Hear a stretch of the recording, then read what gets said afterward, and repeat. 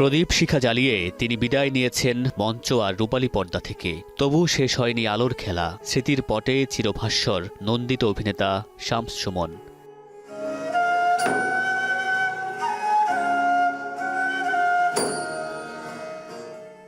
বৃহস্পতিবার সন্ধ্যায় শিল্পকলা একাডেমির পরীক্ষণ থিয়েটার হলে এই প্রয়াত অভিনেতার স্মরণে শোক সভার আয়োজন করে অভিনয় শিল্পী সংঘ।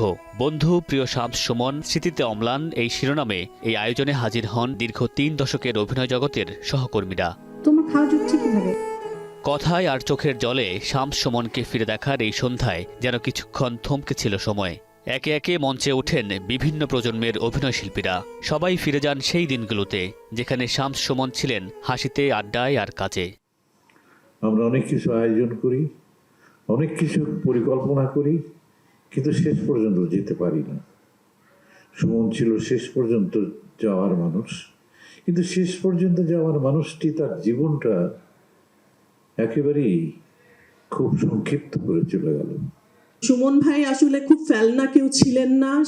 তিনি যে কত বড় মানুষ ছিলেন, তার যোগ্যতা কতটুকু ছিল, তার প্রতিটি কাজ দিয়ে তিনি সেটা প্রমাণ করে গেছেন। উডি অ্যালেনের একটা কথা আছে যে show business you must show up. Suman show up করেনি। উডি অ্যালেন বলেছে show up something may happen. Suman show up করতে চায়নি। ও মনে করেছে ওর যতটুকু যোগ্যতা, ওর যে দক্ষতা, সেটাই তাকে তার অবস্থানে নিয়ে যাবে। অশ্রুসিক্ত দীপা খন্দকার স্মরণ করলেন সেই ৩ দশক আগে প্রথম পরিচয়ের স্মৃতি। হঠাৎ হারিয়ে ফেলা এই বন্ধুর কথা বলতে গিয়ে আবেগ আপ্লুত হয়ে শিল্পীদের আহ্বান জানান একে অন্যের পাশে থাকার। আমরা শুধু রিকোয়েস্ট করতে পারি, আমার সহশিল্পী, আমার বন্ধু, আমার বড় ভাই, বড় বোন যারা আছেন, আপনারা ভালো থাকবেন। আপনারা ভালো থাকবেন। আমরা সবাই একসাথে থাকতে চাই, আমরা সবাই সবার পাশে থাকতে চাই, সবাই সবাইকে ভালোবাসতে চাই। জীবনভর সহজ ও পরিমিত অভিনয়ের মধ্য দিয়ে যে ছাপ রেখে গেছেন শামস সুমন তা থেকে যাবে অমলিন, এমনটাই প্রত্যাশা শিল্পীদের।